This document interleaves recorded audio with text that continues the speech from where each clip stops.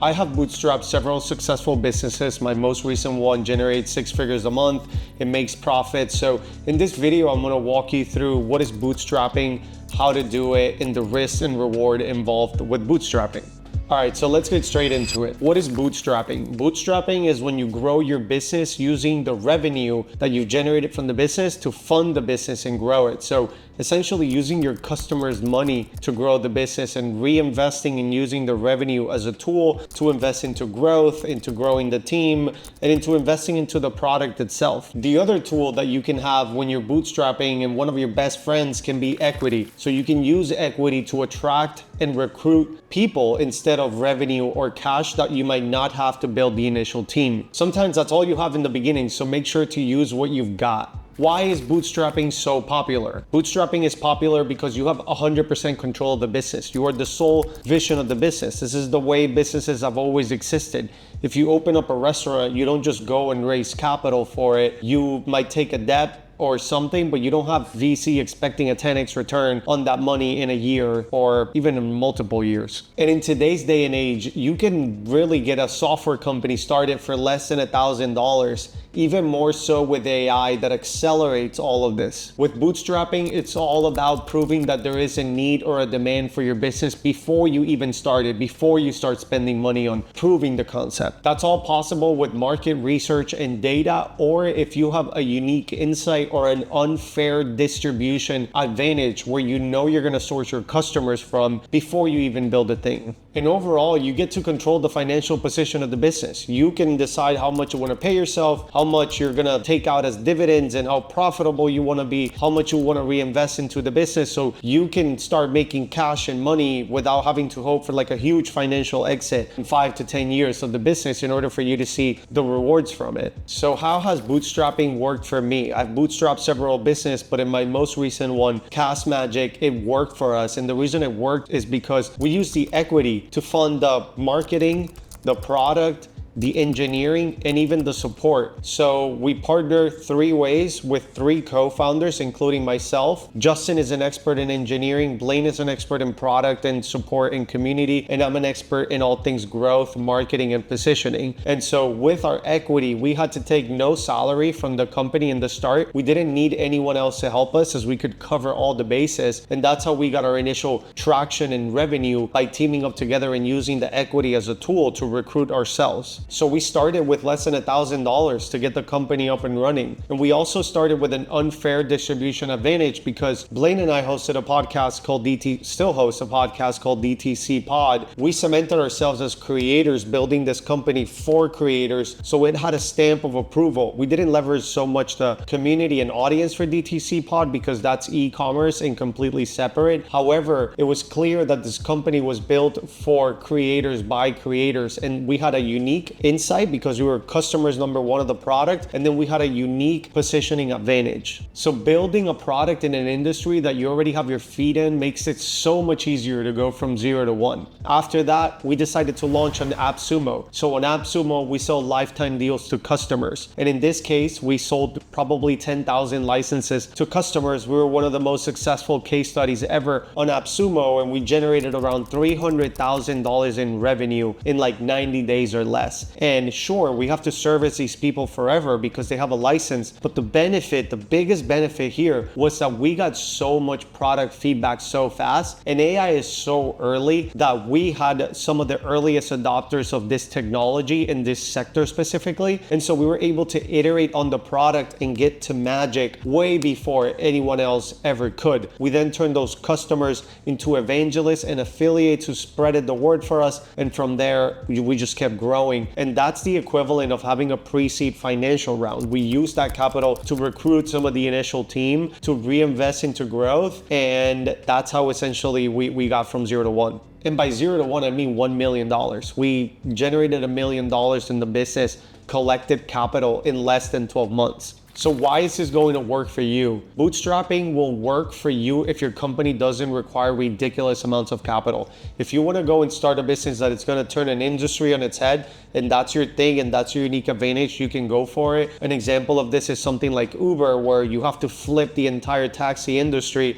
You need tons and tons of capital. You need density of the supply side of the marketplace. They needed drivers everywhere available so people could get the car really fast to them. They needed to fight regulations and a bunch of legal battles. That's a really capital intensive business. But in reality, if it's your first business, I don't recommend you go after such a capital intensive business. And chances are you can actually get it started for very little capital. Reality is you can actually bootstrap anything so long as you know where you can attack the marketing. Most people instantly think about ads, but that's one of the least profitable ways that you can possibly grow a business. It's super expensive, it's tedious, you have to get the contractors right, you have to constantly be making creative. In fact, I often recommend doing something like affiliates where your early adopters just spread the word for your product, they get revenue, you get exposure to a new audience, then you take their audience, turn them into your customers, turn those people into affiliates, and it snowballs, and you only pay based on performance. And there's many channels that operate this way. If you don't have a customer base, build an affiliate army, do outreach, start getting people convinced on your product. But where the secret lies is in turning your customers into your affiliates, because they will be your evangelists of your products. They already know the product, and some of them might be even able to sell it better than how you can. You can also do direct sales. It's not profitable to do sales for a $39 a month product because the unit economics don't work out. Who cares? You need the initial base. As a founder, you should be doing these sales. All you need is just to get an early adoption curve going, and then that'll snowball from there, especially as you create affiliates. So don't worry about the unit economics of what is it like to do sales. It's not worth my time. Anything is worth your time in order to get your initial base of like your first 100 customers. Something else you can do is just do cold emails. You can scrape databases, you can scrape websites, you can scrape listings, use VAs to get those emails and start reaching out on LinkedIn, reaching out by cold email. Just make sure that the copy actually resonates with them. And one thing you need to make sure of is in the copy, the email is written about them and their problem, and it's not about me and my company. If you do that, people are able to see through that, and they will know that you don't really care about servicing them. You just care about yourself and getting money. And so those emails don't perform well. Here's what you need to get started with bootstrapping your business. Number one, work where you're interested. For me, it has to be a problem that I have experience in and I understand. Like for example, many years ago, I had started a company with a friend in the data space and lead gen. Shortly after, most recently, he ended up selling it for $70 million.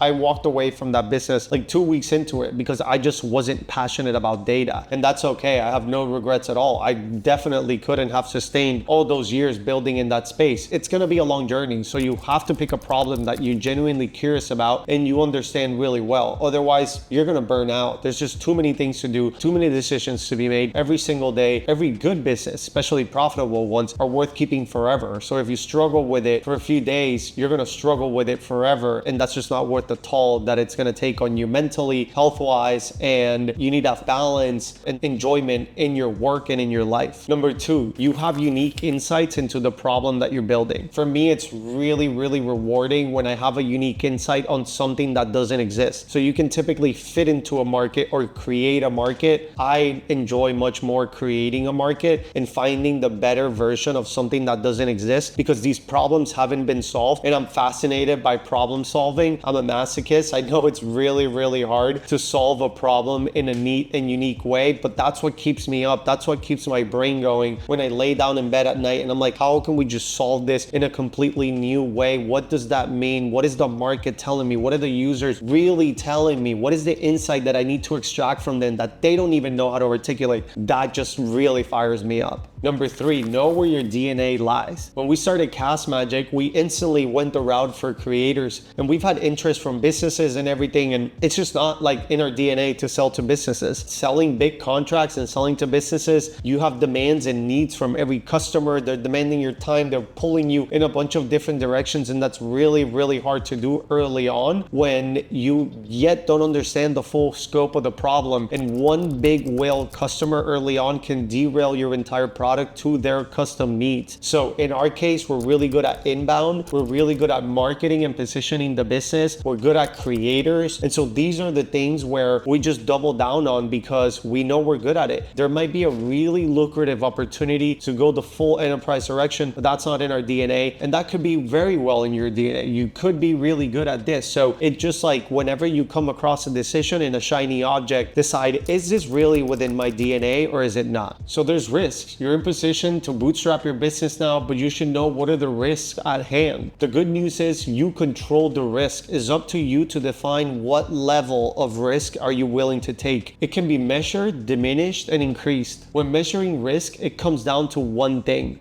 What are you putting on the line, and are you comfortable with taking that risk? If you aren't, then look at how you can diminish that risk. You don't really want to take that much risk as a beginning entrepreneur. And I know that a lot of people talk about, you have to risk everything. That's kind of silly because your job as an entrepreneur is to figure out how to de-risk every single decision that you make. Start by looking at alternatives. What is my worst case scenario? If I launch this business today, I have 6 months of runway left in the bank, which is rent, for example, and food and covering your basic needs. And what can you do to diminish the risk of it being done in 6 months? Is that realistic? Are you actually going to get your product in 6 months? Is it going to be 12 months? Do you need a 12-month buffer instead of 6? This is where knowing your break-even point is so important. When am I going to be profitable, and when is the business going to cover that gap of runway of paying for rent and then paying for food and basic needs? And then what can you do to charge that amount of money or get to that amount of revenue in the shortest amount of time possible? If you have no idea, if not, figure out what can you do to continue a base of runway. Can you talk to your current employer and ask if you can take a pay cut and work half-time instead of full-time? That way you just cover your basic needs, but you created more of the most finite and unique resource you have, which is time. The other risk that you need to gauge is expenses. You're gonna have to pay someone to start coding the product, but here's the kicker. They might even not build the right product. They might not get it right. You might have underestimated expenses. You might have hired the wrong developer to build your product. So don't use money to hire an engineer for your first business. Use equity. You may say, but Ramon, I wanna own 100% of my business, and that's okay. But you need to be realistic in where you are in your career. And so again, it goes back to using the tools at your disposal. You don't have leverage yet. You don't have a successful track record to want to own 100% of the business and not use equity and use all your cash instead. If you want to own 100%, you're going to own 100% of nothing. That's really what you own right now. So what is that worth to you if you can't even get it off the ground? So those are the risks, but what are the rewards? There's so many. It really depends on you. For instance, you will proportionally increase the time you want to spend doing the things you really want to be doing rather than the things you hate and don't want to be doing. You're also increasing your net worth. Say you make $100,000 at your job, but now you're making $50,000 with the startup that you started. What you also don't realize is now you have equity in some asset that is worth millions of dollars. Even if it's worth hundreds of thousands of dollars, it's more cash that you can get up front. So don't let salary lure you and think that that is actually better than owning equity in your own company. And my favorite one, you choose who you get to work with. Choosing who I get to work with and the environment around me is literally my dream. I have zero tolerance for those who are not respectful and are not humble. I get to build my own culture. I get to build my ecosystem, my own environment, my own culture, and really get to pick people that lift me up, that energize me, that I'm super fired up to work with, that I know are killers and I know are motivated. There's really nothing better than that, and money cannot buy that. To get to work with people who are positive, have good intentions, and just want to do better for the greater good, and just have them around you at all times, how many people really get to say that? That is much more important than doing what you want to do, because the harsh truth is that you need to hold yourself accountable, and you need to surround yourself with people that push you and hold you accountable and make you step up, because you are your biggest enemy. And when you're doing entrepreneurship, only you can hold yourself to the highest standard possible. Nobody else, there's no boss or nobody else is gonna do it for you. So ultimately, freedom isn't going where you wanna go, being wherever you wanna be. It's choosing who you're surrounded with in your working environment. That's true freedom. And that's everything you need to know for bootstrapping a successful business. Let me know in the comments if you bootstrapped a business, if there's anything I missed, if there's anything you're curious about. If you're starting a business, let me know how I can help. I would love to help. Make sure to subscribe and turn on the notifications to keep up with my next videos.